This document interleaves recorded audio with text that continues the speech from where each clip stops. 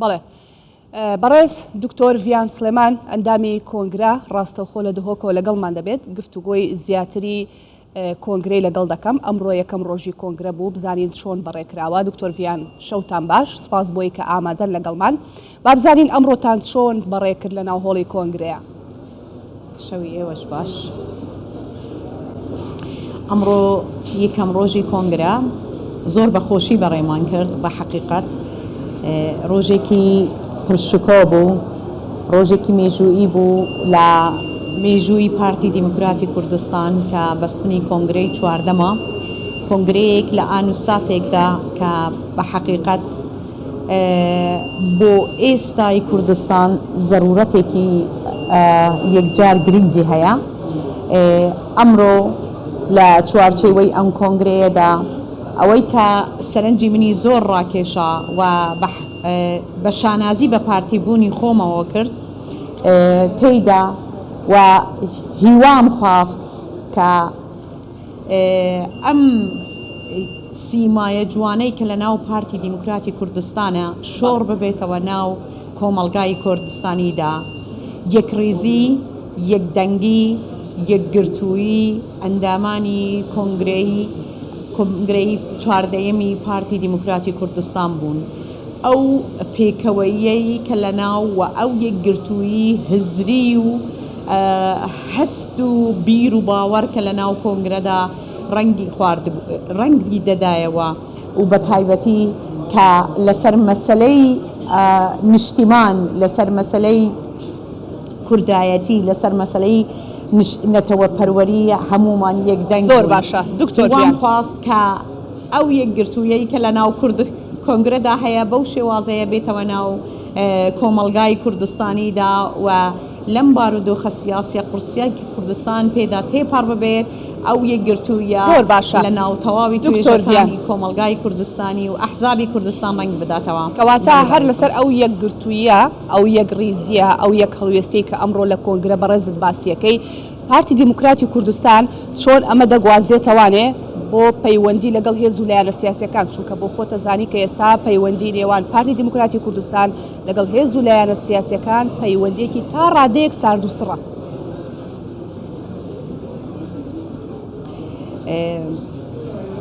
بڕاستی ئەگەر ئەم بەرەی خوبدینێ دێچەوە پارتی دیموکراتی کوردستان بێ پەیوەندیە بەگوهێستەوە. پارتی دیموکراتی کوردستان هەمیشە دەست پێشخەر بووە بۆ هەندێک و ئاشتی و تەواویەت ناو کوردستانێدا جێبەجێ بکرد، بۆ هەمیشە بە دەست پێشخەر بووە و پێکڤەژیانێ و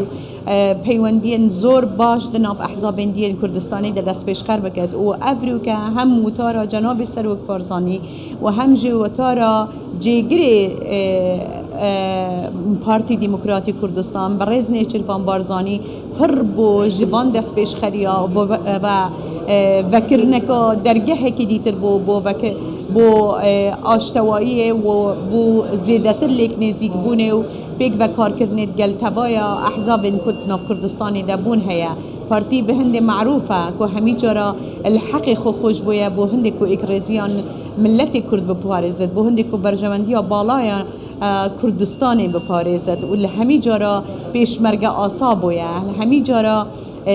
ئەم بەرەی خوبدینە دیرۆکە پارتی و حتا دیرۆکە دیر و دیرۆکە نێزیکە پارتی و تەنانەت دوان چەند ساڵێت ڕابردوویشدا پارتی دیموکراتی کوردستان یاشیای ئەبێ چەندێ بۆ دۆست و دژمنە بسەلمینێت و پارتی پێخەمەت بەرژەوەندیە باڵای کوردستانی پێخەمەت ئارمانجێت مەزنێت کوردایەتیە هیچ وەختێکی دەستکەفتێت زۆر باشە گەلێک پێلا گرنگترینە و هەمی تشتێکت بۆرێت پێخەمەت هەندێک و بتنێ و تنێ ئەف ملەتەت ئارامیە دەبژیت، خۆشیە دابژیت، کوردستان بەرەف ئارمانجا خۆی و بەرەف خەونا خۆ پێش بچیت. باشە دکتۆر ڤیان، با باسێکی ڕۆڵی ئافرەت بکەین لە ناو پارتی دیموکراتی کوردستان. بە دیاریکراوی لە نێو ئەو کۆنگرەیەدا باز لەوە دەکرێت کە دەبێت ڕێژەی لە سەدا 25 بۆ ئافرەتان دیاری کراوە. قسەیەک هەیە زۆر کاتڕەنگە خۆشت گوێت لەوە بوو بێ باز لەواکرێت کە ئەحزابی سیاسی لە هەرێمی کوردستان زیاتر ئافرەتان وەکو کەرەستە وەکو ماسک بەکارەهێنن، واتە تەنها ڕەمزە. ئێوەی ئافرەتان لەم کۆنگرەیە ڕەمزن یاخود بەشداری حەقیقیتان پێکراوە؟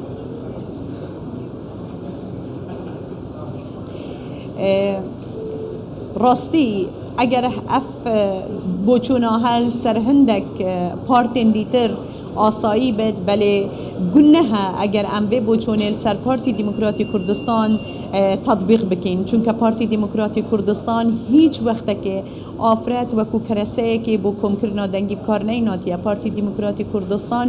هێزا دایە ئافرەتێ. پارتی دیموکراتی کوردستان و سەرۆک بارزانی بابێ مەیە نەتەوەیی مەزن ئافرەتش گابانیە ئینات کرە سەرکردە کرە شۆڕەشگێر و ئیناتت ناف شۆڕەشەدا بەشداری کرد ئینات کرێت نافون بوارێکێدا کۆ بۆ ئافرەتێ بوە بوو ساڵا 1960 ئافرەت گەهاندە سەرکردایەتیا بێ حزبێ وش هینگێ وەرە حەتانو کە پارتی هەمیشیانت خۆ بەردەوام هەوڵدایە بە هەمی ڕێکەکە چت ناف شورش دەبێت چت ناف سەردەمی دەسەڵاتداری زۆر باشە زمینەیەکە دکتۆر ڤیان ژنان پشتگیری باشیان هەیە لەو کۆنگرێدا کۆمەڵگەهێدا دەوری خۆ ببینێت ئافرەتی بێگومان پشتگیریە باشە هەیە و بۆ ما بەڵگەژە هەیە چکل گەلێک هەمی هەلبژاردنێت بوریدا زۆرترین ڕێژە ئافرەتە کو بدەنگی خۆچۆین سەر لیستە پارتی دیموکراتی کوردستان یە بدەنگی خۆچۆین نە لیستێن دیتر و حتا نوگەژت هەمی هەلبژاردنەدا ئەگە تو بەرێ خودیە زۆرترین جەماوەر کو دەنگی خودتە ئافرەتی جەماوەری پارتی دیموکراتی کوردستانە کو دەنگی خودتە ئافرەتە کوردستانێ. دکتۆر ڤیان بەڕێستان کاندیدن بۆ ئەنجومەنی سەرکردایەتی پارتی چاوەڕێکن بچنەوە پۆستەوە لەم کۆنگرەیە؟ بەێ بۆچی ئەوە نەدڵ نەگەیشتم ببوورە دەنگ قەتع بوو. دکتۆر ڤیان وتم بەڕێستان کاندیدن ئەلو گوێت لە منە کاندیدن بۆ ئەنجومەنی سەرکردایەتی پارتی چاوەڕێکن بچنە ئەو پێگەیە چاوەڕێکن بچنەوە پێگەیە؟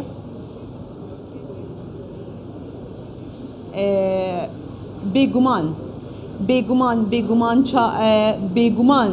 پارتی دیموکراتی کوردستان ئەم جارەیەش تەنانەت لە وتاری جەنابی سەرۆکیش زۆر باسی ئافرەت کرا باسی ڕۆڵی ئافرەت و ئەو کاریگەریەی ئافرەت لە ناو شۆڕەشەکاندا کرا و داواش کرا کە هەمیشە پشتیوانی لە ئافرەت و گەنج بکرێتەوە و بێگومان ئێمە چاوەڕێی ئەوە دەکەین کە ئافرەت لە ناو پارتی دیموکراتی کوردستان پێگەیەکی بەرزتر و ڕۆڵێکی کاراتریشی هەبێت لە جاران و بەڕێژەش زیاتر بێت لە جاران و هەروەهەکو چۆن حزوری ئافرەتیش لەم کۆنگرەیەدا حزورێکی زۆر کاریگەرترە لە چاو کۆنگرەکانی پێشووتر. باش دوایین پرسیار دکتۆر ڤیان با هەر لەسەر ئافرەتان بمێنمەوە لەگەڵ بەڕێستا چونکە وەکو خۆتان باسیەکەن و ئەمڕۆژ لە کۆنگرە باسکرا زۆر بە گرنگیەوە دەڕوانە ئافرەتان زۆر جار ئافرەتان بۆ خۆیان گلەی لەواکەن ئەو ئافرەتانی کە دەچنە پێگە و ناوەندی بڕیار و دەسەڵاتەوە ناتوانن تەمسیلێکی باشی ئافرەتان بکەن و ناتوانن سەپۆرتی ئافرەتانی دیکە بکەن. ئێوە چ کارێک دەکەن لە ناو پارتی دیموکراتی کوردستان یاخود چۆن هاوکاری و پاڵپشتی ئافرەتانی تر دەکەن ئەتوانن چی بکەن؟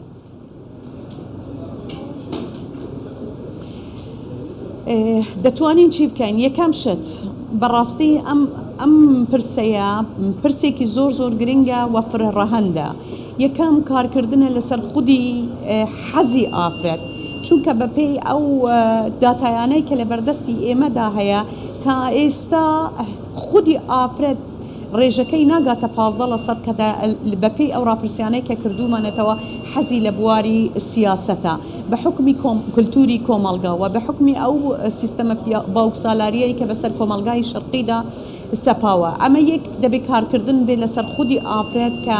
ئەم بوارەیە بواری تۆشە تۆ دەبێت لە ناوەندەکانی بڕیاردا بوونت هەبێ و دەبێت بۆ ئەو مەبەستەیە. دووەم شت ئەوەیە کە دەبێت ئێمە ئافرەتان پێ بگەینین هەم هاندان دووەم پێگەیاندنی ئافرەت دەتوانێت ڕۆڵێکی کارا ببینێت لە کچانی گەنجەوە هێزی کچان بەکاربێنین بۆ ئەوەی کە بتوانن لە ناو بواری سیاسەتدا ڕۆڵێکی کاراتر